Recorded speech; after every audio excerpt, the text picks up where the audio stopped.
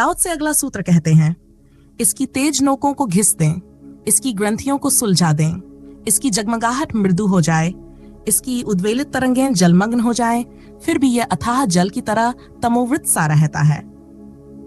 चलिए अब इस सूत्र को गहराई से समझने की कोशिश करते हैं। लाओ त्से कहते हैं, तेज नोकों को घिस दो। हमारे व्यक्तित्व में तेज नोकें होती हैं जो दूसरों को चुभती हैं, लेकिन जब कोई नोक हमें चुभती है तब हमें इसका पता चलता है, जबकि हमारी नोकों का हमें कभी एहसास नहीं होता। हम दूसरों की नोकें तोड़ने की कोशिश में अपनी नोकें और तेज कर लेते हैं। ये एक दुष्चक्र बन जाता है। हर कोई यही कर रहा है, दूसरे की नोकें तोड़ने में अपनी नोकों को धार दे रहा है। धीरे धीरे हम केवल नोकें ही बनकर रह जाते हैं। जब हमारी नोकें दूसरों को चुभने लगती हैं तो वे हमें चुभाने के लिए तैयार हो जाते हैं, लेकिन हम अपनी नोकों पर विनम्रता और शिष्टता का एक आवरण चढ़ा लेते हैं। ये आवरण हल्की सी चोट लगने पर हट जाता है और हमारी नोकें फिर से बाहर आ जाती हैं। लाओ त्से कहते हैं, सब नोकों को हटा दो। इसके लिए हमें पहले ये देखना होगा कि हमारी नोकें कहाँ कहाँ हैं। सदा दूसरों की जगह खड़े होकर देखें तो हमें इसका एहसास होगा। जब हम किसी से पीड़ित होते हैं तो उसे दोष देते हैं, लेकिन जब हम किसी को पीड़ित करते हैं तो परिस्थिति को दोष देते हैं। जीसस ने कहा है, जो तुम चाहते हो कि तुम्हारे साथ किया जाए वही दूसरों के साथ करो।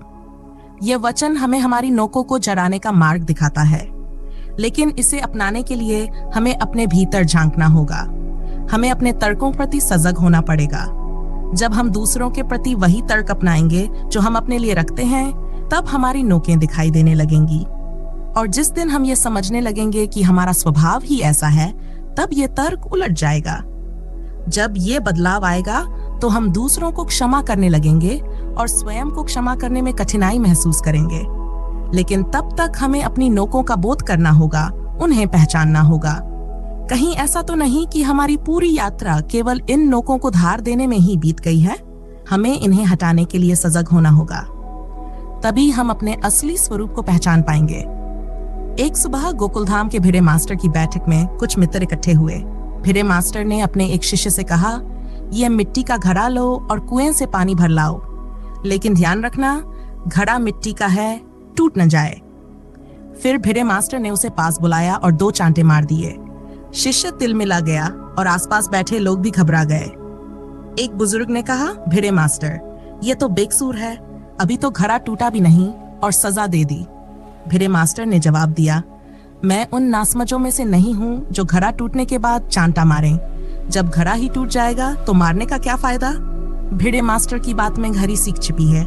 आदमी इतना कुशल है कि बिना गलती के भी सजा दे सकता है और फिर इसके लिए तर्क भी ढूंढ लेता है, लेकिन तर्क से कभी आत्मानुभव नहीं होता। तर्क का उपयोग केवल स्वयं को छिपाने के लिए होता है। असली समझ तो तब आएगी जब हम अपनी दूसरों को रखने की क्षमता विकसित करेंगे। रोजमर्रा की जिंदगी में हमें लगता है कि लोग हमारे साथ अन्याय कर रहे हैं। हमें हमेशा लगता है कि हम निर्दोष रहता और सारी दुनिया हमारी दुश्मन है।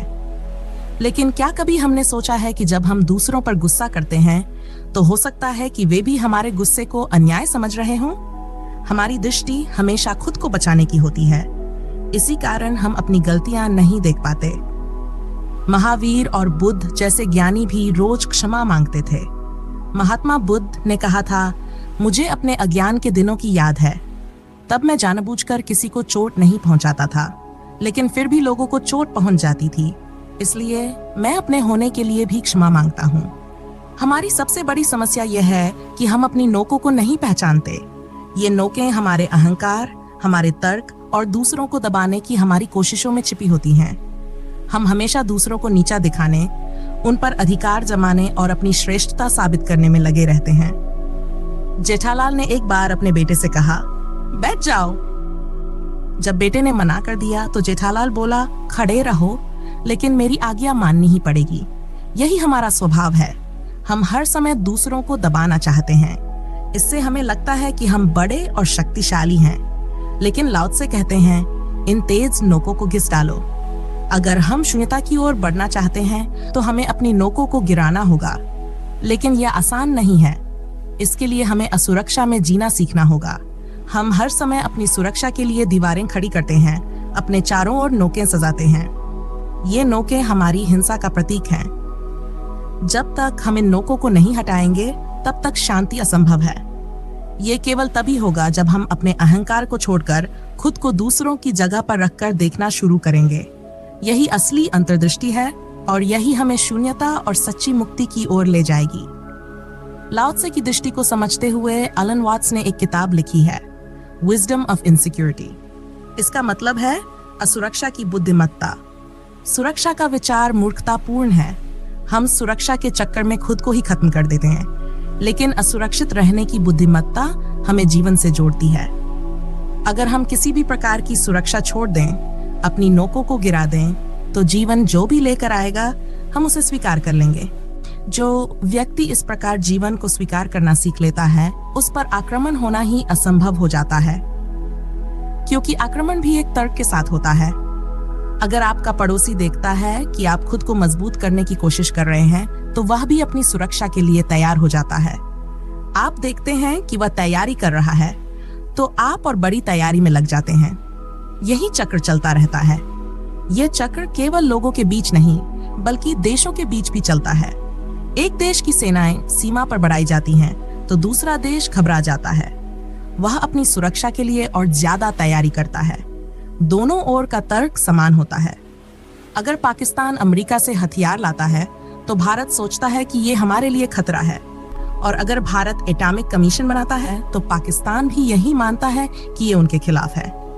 मनोवैज्ञानिक कहते हैं कि अब तक जितने युद्ध हुए हैं, उनमें से अधिकतर गलतफहमियों की वजह से हुए हैं। दोनों पक्ष सोचते हैं कि दूसरा हमला करने की तैयारी कर रहा है। इसी गलतफहमी में दोनों तरफ का डर बढ़ता है और युद्ध की संभावना बनती है। ये सब यांत्रिक तरीके से होता है, जैसे कोई मशीन अपने आप चल रही हो और किसी के पास उसे रोकने की ताकत ना हो। लाओ त्से कहते हैं कि इस चक्र को रोकने का एक ही तरीका है, असुरक्षा को गले लगाना। सुरक्षा की कोशिश ही समस्या की जड़ है। अगर हम अपनी सुरक्षा छोड़ दें, अपनी नोकों को गिरा दें, तो कोई हम पर हमला नहीं करेगा, क्योंकि हमला करने का तर्क ही खत्म हो जाएगा। यही असुरक्षा की बुद्धिमत्ता है। यही जीवन को पूरी तरह से स्वीकारने का साहस है। लाओ त्से कहते हैं, असुरक्षित हो जाओ। वैसे भी सुरक्षा का क्या अर्थ है? यदि ये पृथ्वी आज टूट जाए, तो कौन सा इंतजाम इसे रोक सकेगा? यदि सूरज ठंडा हो जाए, तो क्या उपाय करेंगे? यदि ये सूरज पृथ्वी से दूर चला जाए, तो उसे पास लाने का क्या साधन है? ये पृथ्वी कभी सूनी थी, जब यहाँ कोई जीवन नहीं था, और एक दिन फिर ये सूनी हो जाएगी। जब वह दिन आएगा, तब आप क्या करेंगे? किससे शिकायत करेंगे? अनंत ग्रहों पर कभी जीवन था, लेकिन वह नष्ट हो गया। ये पृथ्वी भी हमेशा हरी भरी नहीं रहेगी। एक दिन इसका अंत होगा। आपके पास कौन सा इंतजाम है इसे बचाने का? क्या आप वास्तव में कुछ बचा पाएंगे? सोचिए, एक चींटी शक्कर का दाना लेकर अपने घर लौट रही है। शायद वह किसी बारिश के लिए तैयारी कर रही हो, लेकिन आपका पैर उस पर पड़ जाता है और उसके सारे सपने, सारी योजनाएं पल भर में नष्ट हो जाती हैं। क्या वह कुछ कर सकती है? क्या आपके पैर से बचने का कोई उपाय उसके पास है? तो फिर आप क्यों सोचते हैं कि आपकी हैसियत इससे बड़ी है? आप चींटी को कुचल सकते हैं, लेकिन इस विराट जगत के सामने आपकी स्थिति क्या है? एक महासूर्य यदि पास से गुजर जाए तो सब कुछ राख हो सकता है। वैज्ञानिक बताते हैं कि 3 अरब वर्ष पहले एक महासूर्य के पास से गुजरने के कारण चांद पृथ्वी से टूटकर अलग हुआ। वह घटना आज भी दोहराई जा सकती है। इस विशाल ब्रह्मांड में जहां 4 अरब सूर्यों का वास है, वहां सब कुछ संभव है। यहाँ कोई आपसे पूछने नहीं आएगा कि आपको क्या चाहिए। किसी की सलाह लेने की बात तो दूर, एक छोटा सा बदलाव जीवन को इस पृथ्वी से हमेशा के लिए मिटा सकता है। इससे पहले भी करोड़ों प्रजातियां विलुप्त हो चुकी हैं। उनके कोई वंशज नहीं बचे। मनुष्य भी इसका अपवाद नहीं है। लेकिन फिर भी हम अपनी सुरक्षा के लिए बड़े बड़े इंतजाम करते हैं। लाओ त्से ये नहीं कहते कि इंतजाम ना करें। वह ये भी नहीं कहते कि बारिश के लिए घर में कुछ ना रखें। जरूर रखिए, लेकिन ये जान लीजिए कि हमारा हर इंतजाम चींटी जैसा ही है। और ये विराट नियम जो जीवन का पहिया घुमा रहा है, उस पर हमारा कोई वश नहीं है। जब ये बात समझ में आ जाए तो सुरक्षा की चिंता छूट जाती है। सुरक्षा का पागलपन खत्म हो जाता है। और जब ऐसा होता है तो नोकें गिराने में कोई कठिनाई नहीं होती। नोकें तो हम इसलिए रखते हैं कि खुद को बचा सकें। लेकिन जब बचाने की कोई जरूरत ही ना रह जाए, जब हम इस बात के लिए राजी हो जाएं कि जो होना है वह होगा, तो फिर नोकों का क्या काम? मौत आएगी तो उसे भी स्वीकार कर लेंगे। इस राजीपन में, इस स्वीकृति में क्रोध, हिंसा, घृणा, शत्रुता और ईर्ष्या की सारी जरूरतें खत्म हो जाती हैं और तभी गिर सकती हैं हमारी नोकें। जो हमारा चित्त है, हमारा व्यक्तित्व है, वह एक उलझी हुई ग्रंथि बन गया है। जैसे धागे उलझ गए हों, जहां से भी खींचो और उलझ जाएं, वैसी ही हमारी मानसिक स्थिति है। एक तरफ से सुलझाने की कोशिश करो तो दूसरी तरफ से और उलझ जाती है। ये स्थिति ऐसी हो गई है कि सुलझाना असंभव सा लगता है। लाओ त्से कहते हैं, इसकी ग्रंथियों को सुलझा दें। लेकिन सवाल है कैसे? हम सब सुलझाने की कोशिश करते हैं। जैसे एक आदमी कहता है, मैं क्रोध नहीं करना चाहता, कोई मुझे बताए कि मैं क्रोध कैसे ना करूं। अजीब बात है, अगर आप क्रोध नहीं करना चाहते तो मत करें। लेकिन वह कहता है, यह बात नहीं है, क्रोध नहीं करना चाहता लेकिन क्रोध आता है। इसका मतलब यह है कि क्रोध तो सिर्फ एक धागा है और भी कई धागे उससे जुड़े हुए हैं। वह इस धागे से मुक्त होना चाहता है लेकिन बाकी धागों को कसकर पकड़े हुए है। अगर आप उससे कहें कि ठीक है, क्रोध नहीं करना चाहते तो अपमान में आनंद लो, सम्मान की चिंता मत करो, तो वह कहेगा, यह कैसे हो सकता है? स्वाभिमान तो होना ही चाहिए। यही हमारी समस्या है। हम स्वाभिमान को बचाना चाहते हैं लेकिन क्रोध नहीं करना चाहते। स्वाभिमान और क्रोध एक ही धागे से जुड़े हुए हैं। अगर स्वाभिमान रहेगा तो क्रोध भी रहेगा। स्व भी खो जाए, सेल्फलेसनेस हो जाए, तभी क्रोध खत्म होता है। हमारी स्थिति यह है कि हम एक डंडे के एक छोर को पकड़कर रखना चाहते हैं और दूसरे छोर को हटाना चाहते हैं। पूरी जिंदगी इसी संघर्ष में बीत जाती है लेकिन कुछ बदलता नहीं। हम ये नहीं देखते कि सब चीजें एक दूसरे से जुड़ी हुई हैं। एक और उदाहरण लीजिए। कोई कहता है, मुझे शत्रु नहीं चाहिए, मैं तो सबके साथ मित्रता करना चाहता हूँ। लेकिन सच यह है कि मित्रता बनाने के प्रयास में ही शत्रुताएं पैदा होती हैं। ये बात समझ में नहीं आती। मित्रता बनाने का तरीका ही ऐसा है कि शत्रुता उसकी बाय प्रोडक्ट बन जाती है। जैसे लकड़ी जलाने पर राख बचती है। आप कहें कि मैं तो सिर्फ आग जलाना चाहता हूँ, राख नहीं चाहिए, लेकिन राख तो बचेगी ही। मित्रता भी वैसी ही है। जिससे आप मित्रता करेंगे उससे शत्रुता भी जुड़ जाएगी। और जो मित्रता बनाने में बहुत उत्सुक है वह अपने चारों ओर शत्रुताओं का एक जाल खड़ा कर लेता है। असल सवाल यह है कि आप मित्रता बनाना ही क्यों चाहते हैं? गहराई में जाएं तो पाएंगे कि आप मित्रता इसलिए चाहते हैं क्योंकि आप शत्रुता से डरते हैं। मित्रता भी एक इंतजाम है, एक सुरक्षा है। लाओ त्से का संदेश यह है कि इन उलझनों को देखिए, इनसे मुक्त होना है तो उन ग्रंथियों को समझिए जो भीतर से आपको बांध रही हैं। जब सब धागे सुलझ जाते हैं तभी चित्त की शांति संभव होती है। लाओ त्से कहते हैं, सब ग्रंथियां सुलझा लो। लेकिन ये ग्रंथियां कैसे सुलझेंगी? जब भी हम सुलझाने का प्रयास करते हैं तो एक छोर सुलझाते हैं, दूसरा उलझ जाता है। हमें सिखाया जाता है कि क्रोध मत करो, क्षमा करो, लेकिन यह सिखाना ही उलझन पैदा कर देती है। कहा जाता है, घृणा मत करो, प्रेम करो, हिंसा मत करो, अहिंसा करो, झूठ मत बोलो, सच बोलो, लेकिन इन सब बातों में ग्रंथियां और उलझती हैं।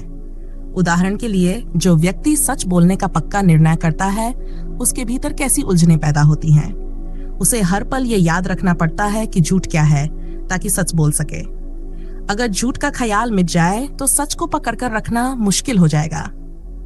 बच्चे इसलिए झूठ बोल देते हैं क्योंकि उन्हें झूठ का कोई बोध नहीं होता। वे इतने सरल होते हैं कि उनके लिए सच और झूठ में फर्क करना मुश्किल होता है। जैसे एक बच्चा कहे कि उसने रास्ते में इतना बड़ा कुत्ता देखा जो हाथी जैसा था। मां डांटते हुए कहती है कि अतिशयोक्ति मत किया करो, लेकिन बच्चे के नजरिए से वह झूठ नहीं है। उसे सच में वह कुत्ता हाथी जैसा ही लगा होगा क्योंकि उसके बोध और अनुभव अलग हैं। बच्चे की दुनिया अलग है, वह जो देखता है वही बोलता है। अगर वह कहे कि भगवान ने उससे कहा कि कुत्ता पहली बार उन्हें भी हाथी जैसा ही लगा था, तो यह भी उसकी सरलता है।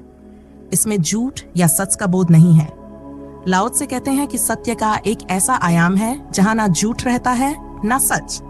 वहां जो है बस वही है, लेकिन हम भेद करते हैं ये सही है, ये गलत है। यही भेद हमारे उलझाव की जड़ है। हम सुलझाने की कोशिश कैसे करते हैं? अगर क्रोध है तो क्षमा लाने की कोशिश करते हैं। अगर हिंसा है तो अहिंसा को पकड़ लेते हैं। अगर लोभ है तो त्याग करने लगते हैं। लेकिन यह तरीका समस्या को सुलझाने के बजाय और उलझा देता है। लाओ त्से कहते हैं कि सुलझाव का अर्थ है चीजों को देखना जैसा वे हैं। ये सारे उलझाव भेदभाव से पैदा होते हैं। जब तक हम पाप और पुण्य, सत्य और असत्य, प्रेम और घृणा का भेद करते रहेंगे, उलझने बनी रहेंगी। लाओ त्से से अगर पूछा जाए कि उसने कभी पाप का प्रायश्चित किया, तो वह कहेगा, मुझे पता ही नहीं कि पाप क्या है। और अगर उससे पूछा जाए कि उसने पुण्य किए, तो वह कहेगा, मुझे ये भी पता नहीं कि पुण्य क्या है। मैंने जो सहज रूप से हुआ वही किया, ना कभी पछतावा किया, ना कभी अपनी प्रशंसा की। ग्रंथियां तभी सुलझेंगी जब हम इन्हें पैदा करने वाले कारणों को समझेंगे। हमारे भीतर की प्रक्रिया ऐसी है कि हम हर चीज को दो में तोड़ते हैं। पहले भेद करते हैं, फिर उलझ जाते हैं। लाओ त्से कहते हैं, भेद करना ही मत कहो कि यह सही है और ये गलत। जैसे ही भेद किया, उलझन शुरू हो जाती है। अभेद में जीना सीखो, सरल बनो, स्वभाव में बहो, जो हो वही बने रहो, फिर कोई उलझन नहीं होगी। महावीर और लाओ त्से जैसे महापुरुषों का कहना है कि बुद्धि की इस आदत को छोड़ दो। महावीर का एक नाम है निर्ग्रंथ, यानी वह जिसने सभी उलझनों को छोड़ दिया। लाओ त्से कहते हैं कि सब उलझनों को हटा दो। मन की गांठें, जिन्हें पश्चिम कॉम्प्लेक्स कहता है, सुलझाने की कोशिश से नहीं सुलझती। मन का स्वभाव ही उलझा हुआ है। जेठालाल की कहानी इस पर प्रकाश डालती है। वह एक कार से टकरा गया और उसकी हड्डियां टूट गई। लोग उसे देखने आए, सहानुभूति जताई, लेकिन जेठालाल ने कहा, जब मैं हंसता हूँ तब थोड़ा दर्द होता है। लोगों ने पूछा, ऐसी हालत में तुम हंस कैसे सकते हो? जेठालाल बोला, अगर ऐसी हालत में ना हंसूं तो कब हंसूंगा? मेरी हड्डियां टूट सकती हैं, लेकिन मैं नहीं टूटता। यह कहानी हमें सिखाती है कि मन की उलझनों से ऊपर उठना ही सच्ची मुक्ति है।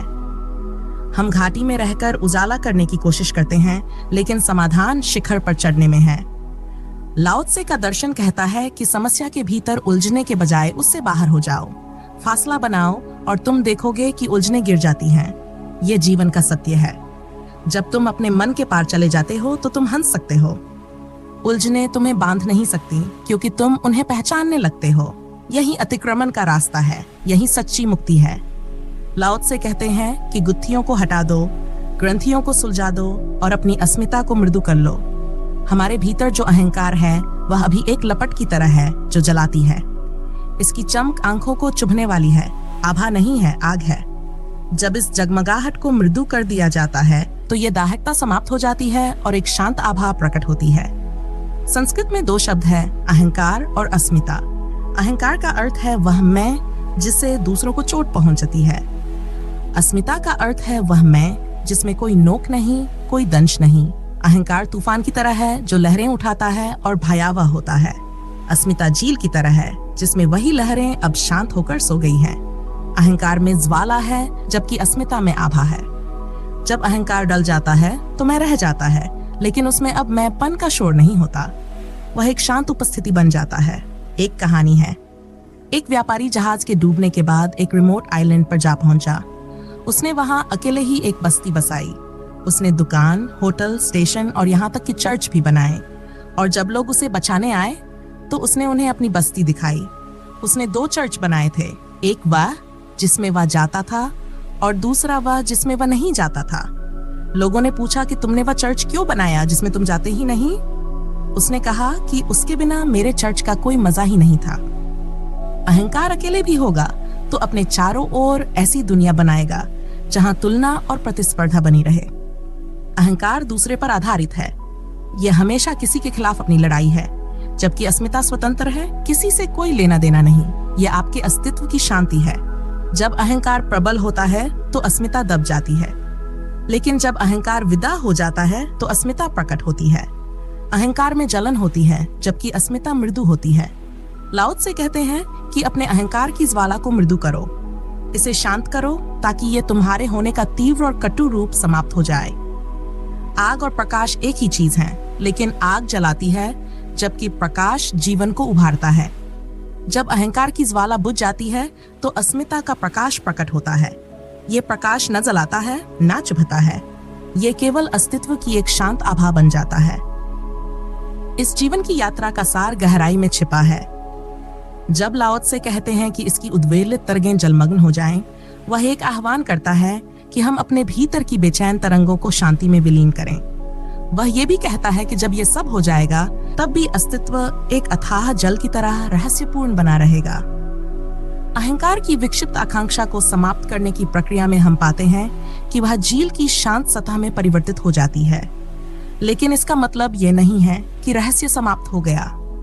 जैसे अथाह जल का नीलापन गहराई में कालेपन की ओर बढ़ता है, वैसे ही जीवन का हर उत्तर एक नया प्रश्न लेकर आता है। रहस्य की गहराई अंधकार में होती है, ना कि प्रकाश में। प्रकाश सीमाओं को रेखांकित करता है, लेकिन अंधकार अनंत है। छोटे से कमरे में भी अंधकार असीमित हो सकता है। यह अंधकार, यह रहस्य एक ऐसा अनुभव है जिसे जानने पर भी हम पूरी तरह समझ नहीं सकते। संतों ने इसे परम अंधकार का प्रतीक दिया। यह अंधकार स्थायी है, शाश्वत है। प्रकाश जलाया और बुझाया जा सकता है, लेकिन अंधकार को छुआ भी नहीं जा सकता। लाओ त्से का कहना है कि जब हम जीवन की सारी उलझनों को सुलझा लेते हैं, तब भी सब कुछ इस अथाह अंधकारपूर्ण जल की तरह रहस्य में डूबा रहता है।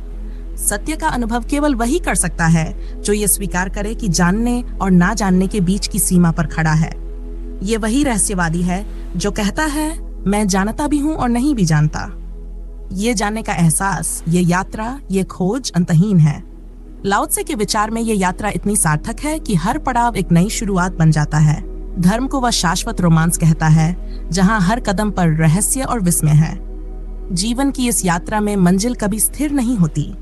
जैसे जैसे हम आगे बढ़ते हैं, नए द्वार खुलते जाते हैं। एक पिता ने अपने 5 बेटों को सत्य की खोज पर भेजा। वह जानना चाहता था कि सत्य क्या है और क्या उसके बेटे उसे खोजकर ला सकते हैं। वर्षों तक वे सभी अलग अलग दिशाओं में भटकते रहे। समय बीता और पिता मरणासन अवस्था में आ गया। जब उसके बेटे लौटे, उसने उनसे पूछा, सत्य मिल गया? क्या जान लिया? पहला बेटा वेद की ऋचाएं दोहराने लगा। पिता ने ध्यान से सुना, लेकिन उसकी आंखों में संतोष नहीं दिखा। दूसरे बेटे ने उपनिषद के गहरे सूत्रों का वर्णन किया। पिता ने उसकी बात भी ध्यान से सुनी, लेकिन उसकी आंखों में वही खालीपन था। तीसरा बेटा वेदांत की गहन शिक्षाओं पर बात करने लगा। उसने बड़े बड़े विचार प्रस्तुत किए, लेकिन पिता की उदासी और बढ़ गई।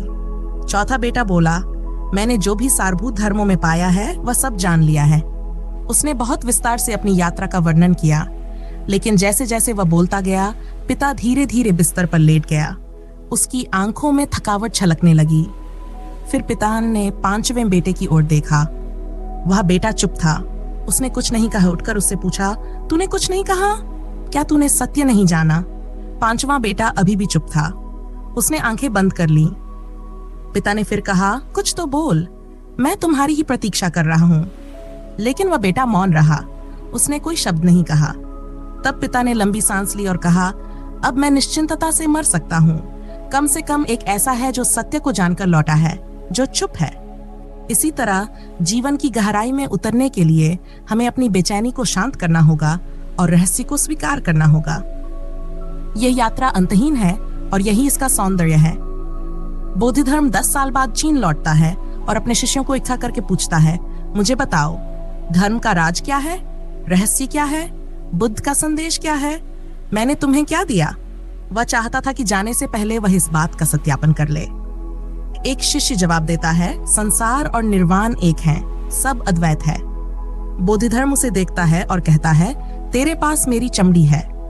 यह सुनकर वह शिष्य हैरान हो जाता है, क्योंकि उसने तो अद्वैत का ऐसा ऊंचा विचार प्रस्तुत किया था। फिर भी बोधिधर्म ने उसे केवल चमड़ी के रूप में आंक लिया। दूसरे शिष्य से वह पूछता है तो वह जवाब देता है, कठिन है कहना, अनिर्वचनीय है, बहुत मुश्किल है। बोधिधर्म कहता है, तेरे पास मेरी हड्डियां हैं। शिष्य फिर पूछता है, सिर्फ हड्डियां? बोधिधर्म का उत्तर होता है, हाँ, क्योंकि तुम कहते हो कि यह सब अनिर्वचनीय है, लेकिन फिर भी शब्दों में कहते हो, तो तुम्हारे पास मेरी हड्डियां ही हैं। तीसरे शिष्य का जवाब था, ना तो कहा जा सकता अनिर्वचनीय उसे, ना कहा जा सकता अद्वैत उसे। शब्द नहीं वहां काम करते, वहां तो मौन ही सार्थक है। बोधिधर्म ने कहा, तेरे पास मेरी मज्जा है। शिष्य ने सिर झुका लिया और बोधिधर्म ने उसे आशीर्वाद दिया। तब चौथे शिष्य ने जवाब ना दिया। वह बोधिधर्म के पैरों में गिर पड़ा और सिर उनके चरणों में रख दिया। बोधिधर्म उसे उठाते हैं और पूछते हैं, क्या तुमने मेरा प्रश्न सुना? क्या तुम तक पहुंचा? शिष्य की आंखें शून्य थीं। उसके चेहरे पर कोई हाव भाव नहीं था। वह बिल्कुल शांत था। बोधिधर्म उसे फिर से हिलाते हैं और कहते हैं, मुझे तू बोल। लेकिन वह चुप रहा। बोधिधर्म फिर कहते हैं, तेरे पास मैं हूं, अब मैं जाता हूं। ये संवाद बहुत गहरा है। ये समझाने की कोशिश करता है कि रहस्य कभी पाया हुआ नहीं कहा जा सकता और ना ही जाना हुआ। ये रहस्य बहुत बड़ा है और हम जो भी कहें वह उसके समकक्ष नहीं हो सकता।